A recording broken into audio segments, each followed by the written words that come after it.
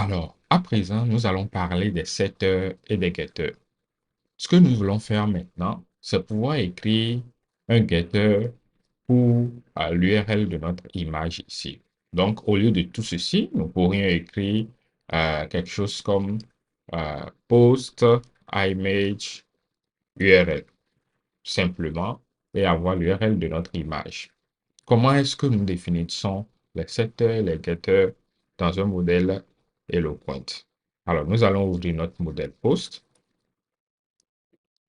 Nous allons créer une fonction protected que nous allons nommer image, désolé, image URL. Et cette fonction va retourner une classe attribute qui provient de ce namespace-là. Et nous allons utiliser la méthode make. Cette méthode make va prendre deux paramètres qui sont optionnels. Donc, le premier paramètre, ça peut être le set pour notre setter ou le get pour notre getter. D'accord?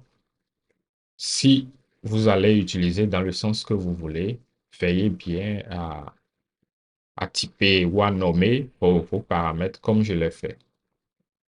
D'accord? Veillez bien à nommer les paramètres. Donc ici, nous voulons faire un getter, d'accord, pour notre image URL. C'est un callback. Donc nous allons utiliser la fonction fléchée. Ce callback prend deux paramètres. Les deux ne sont pas obligatoires non plus, mais nous allons définir les deux. Donc, le premier, c'est la valeur courante de notre image URL et le deuxième, c'est un tableau d'attributs, des attributs du modèle. Donc, nous allons retourner donc ici la même condition que ce que nous avons dans notre index.blade.php. Donc, je vais juste copier ça, coller là, et nous allons changer un peu certains trucs. Donc, ici, c'est nous prenons notre attribut et nous récupérons l'attribut image. Pareil, pareil là.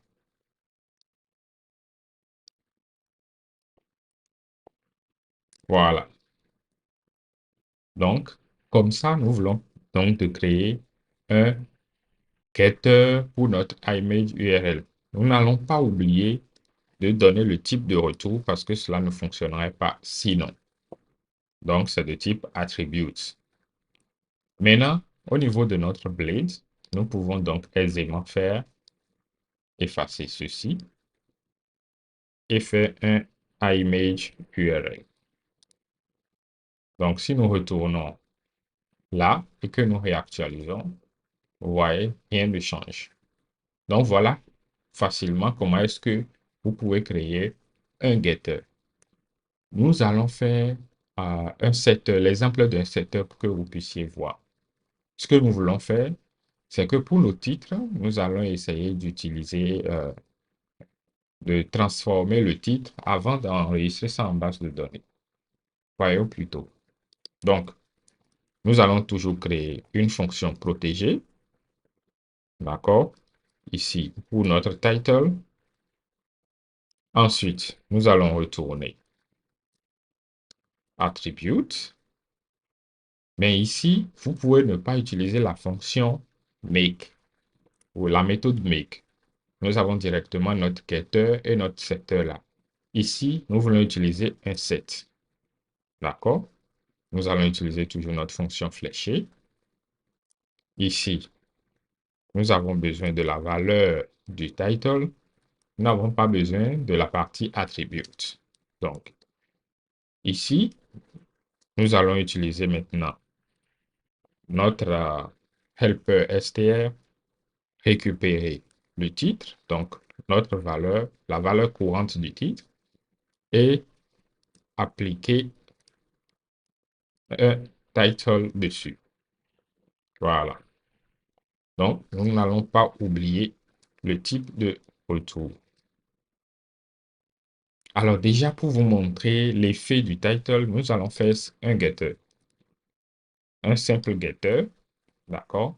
Et vous allez voir ce que ça va donner. Si nous réactualisons, vous voyez une différence, n'est-ce pas? Donc, voilà ce que nous voulons enregistrer directement en base de données. Donc, nous allons remettre notre setter et nous allons faire un nouvel enregistrement. Donc, un nouvel article avec setter.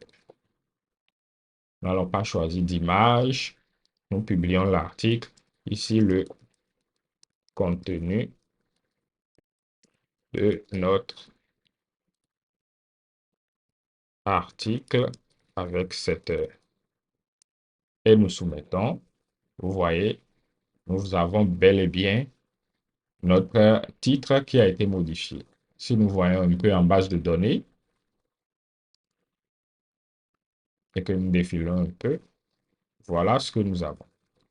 Donc, voilà concrètement comment est-ce que de façon simple, vous pouvez définir des setters et des getters pour votre modèle. Avant de terminer avec cette vidéo, nous allons aborder un dernier truc. Donc, nous allons installer un outil,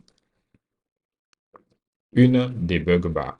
Donc, nous allons chercher la Laravel debug bar sur ici et vous allez utiliser celui-là. Donc, c'est bien celui de Bariv, c'est Laravel debug bar. D'accord? Nous allons l'installer. Donc, si nous défilons un peu, au niveau de la partie installation, nous copions ceci et nous installons ça.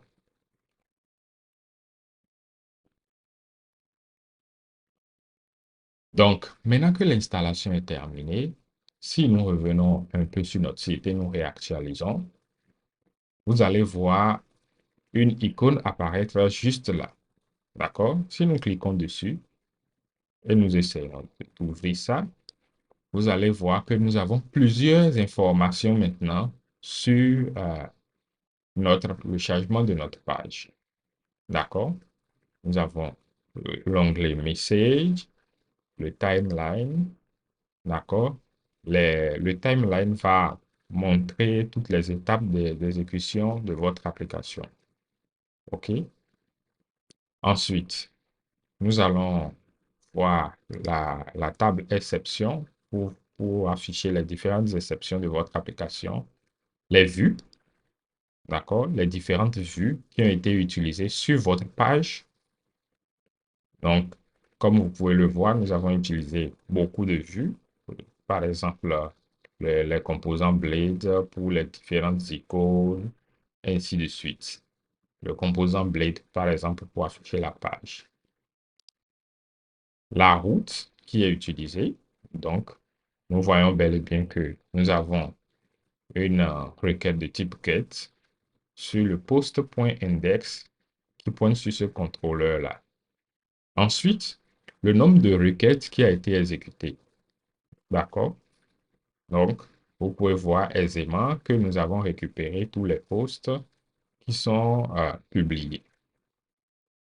Puis, le nombre de modèles utilisés. Dans notre cas ici, 12. Les gates, nous allons voir ça un peu plus tard. Les sessions, la session qui a été utilisée. Et vous pouvez voir ici, Flash. Donc, ça a rapport avec les sessions Flash. Et au dernier abord, la request.